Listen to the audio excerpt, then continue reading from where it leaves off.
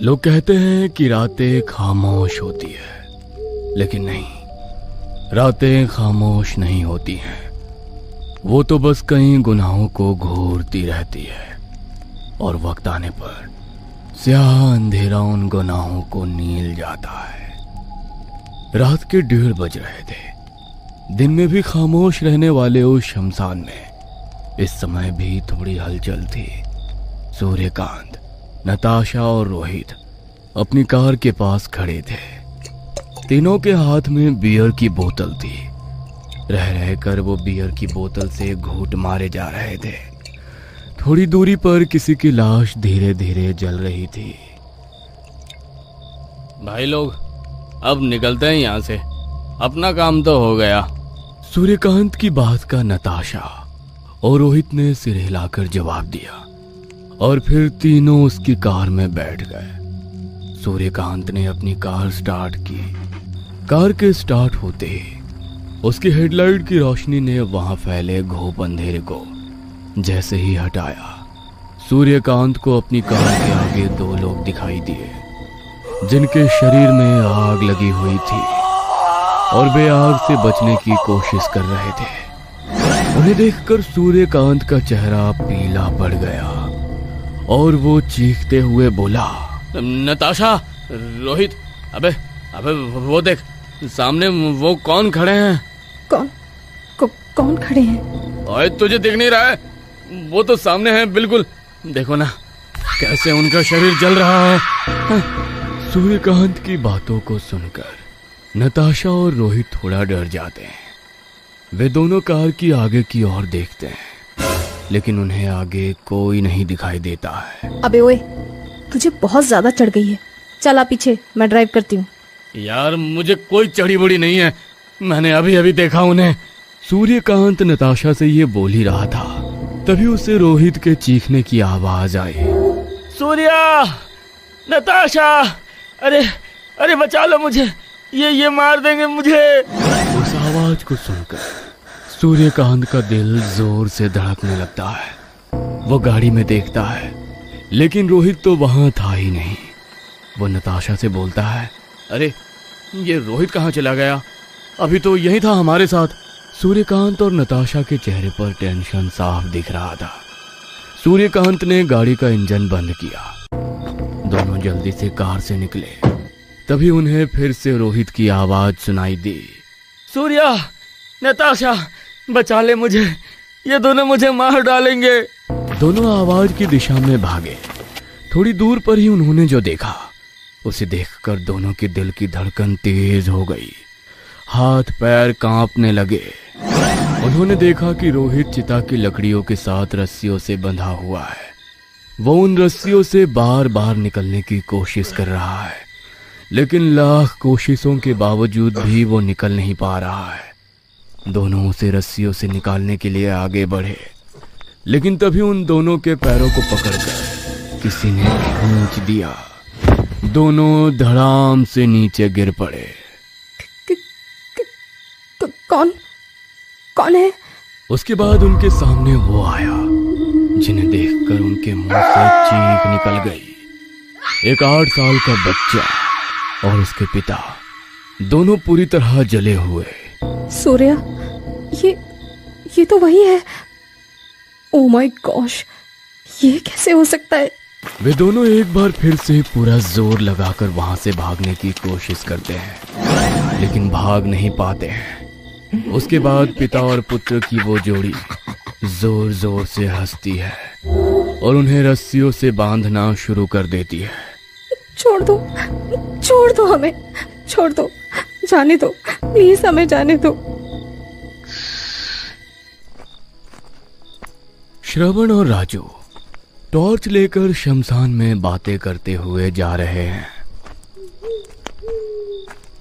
राजू, तुम्हारी माँ कह रही थी कि तुम्हें शमशान में डर लगता है। डर उतना तो नहीं पिताजी, पर लगता तो है।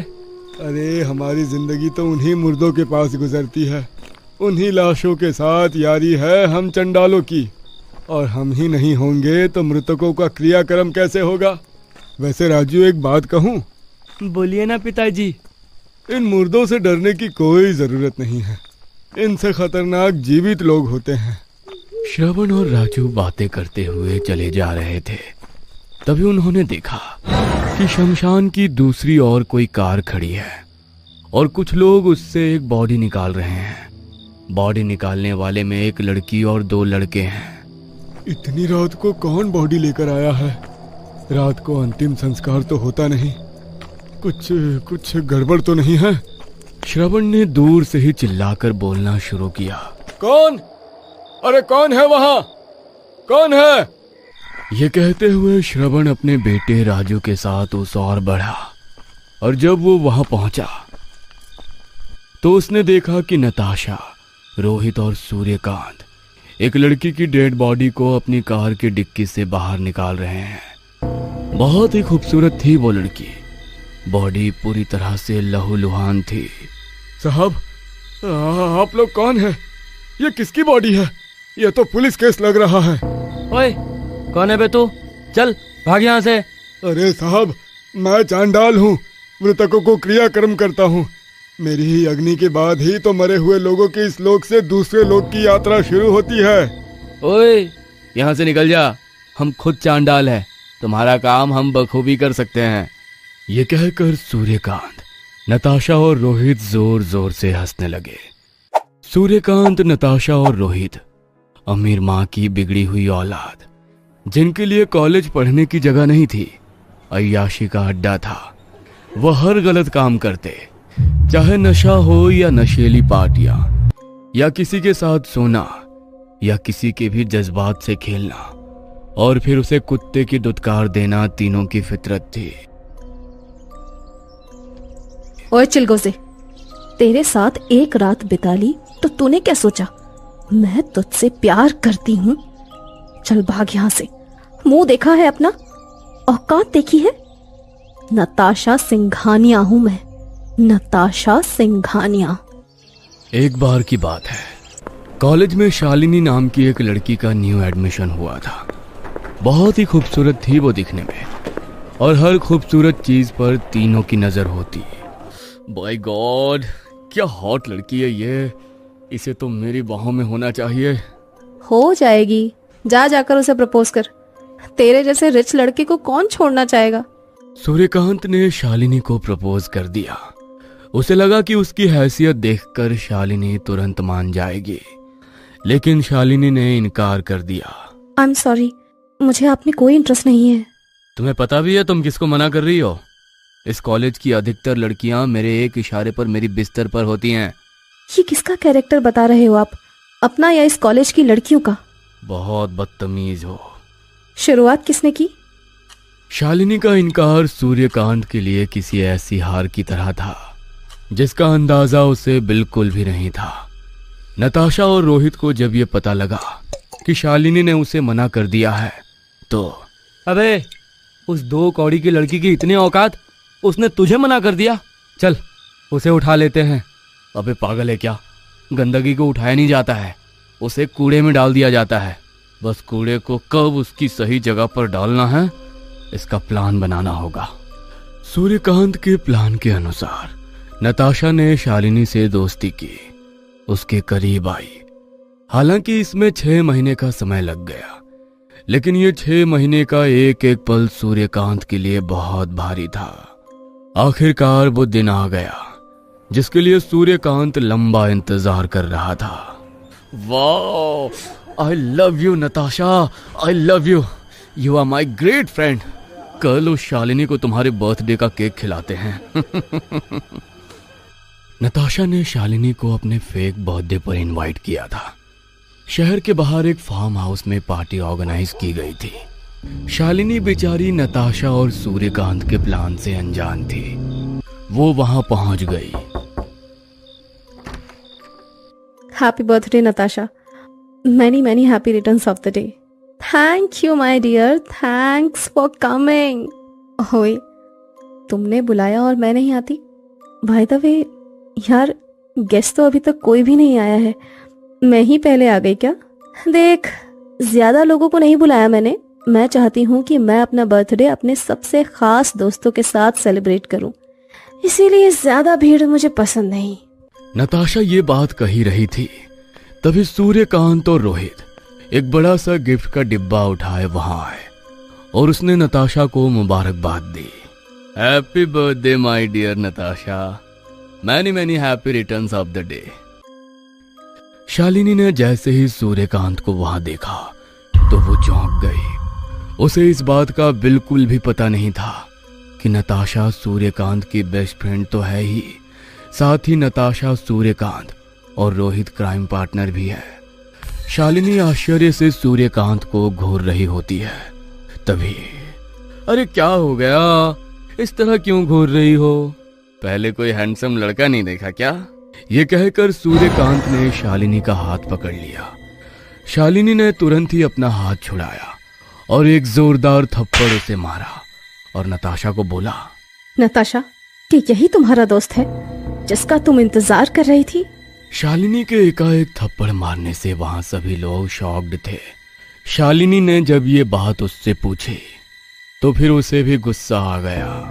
हाँ शालिनी, यही मेरा दोस्त है जिसका मैं इंतजार कर रही थी, और मेरा दोस्त इस घड़ी का 6 महीने से इंतजार कर रहा था। 6 महीने? किस घड़ी का? थोड़ी देर रुक जाओ, सब पता चल जाएगा। सूर्यकांत ने रोहित को इशारा किया। रोहित जो पहले से ही तैयार था, उसने शालिनी के गले में रस्सी डाली और उसे खींचने लगा। अरे ये क्या कर रहे हो? छोड़ो, छोड़ो मुझे, छोड़ो। शालिनी का दम घुटने लगा था। वो बार बार खुद को छुड़ाने की गुहार लगा रही थी, लेकिन रोहित धीरे धीरे कर फंदे का कसाव बढ़ाया जा रहा था। आखिरकार शालिनी बेहोश हो गई और जब उसे होश आया तो उसका सब कुछ खत्म हो चुका था।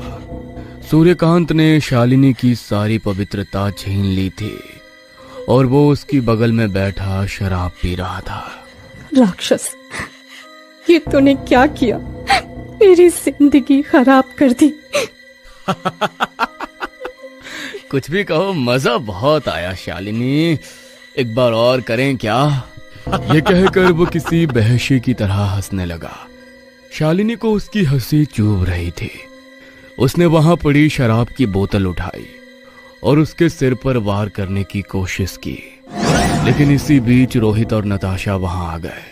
उन्होंने सूर्यकांत को एक और खींच लिया। मैं छोड़ूंगी नहीं तुम लोगों को। पुलिस के पास जाऊंगी, सारी बातें उन्हें बताऊंगी।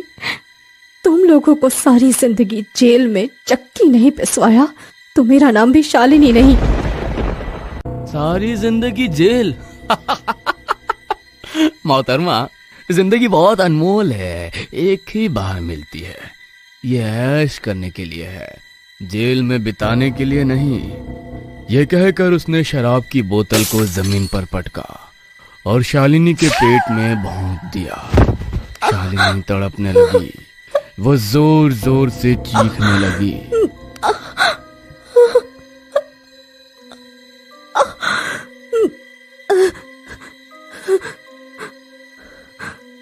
उसकी चीख सुनकर नताशा ने एक कपड़े से उसका मुंह बांध दिया। रोहित ने भी उसके पैरों को बांध दिया। बेचारी बहुत देर तक तड़पती रही और फिर उसने दम तोड़ दिया।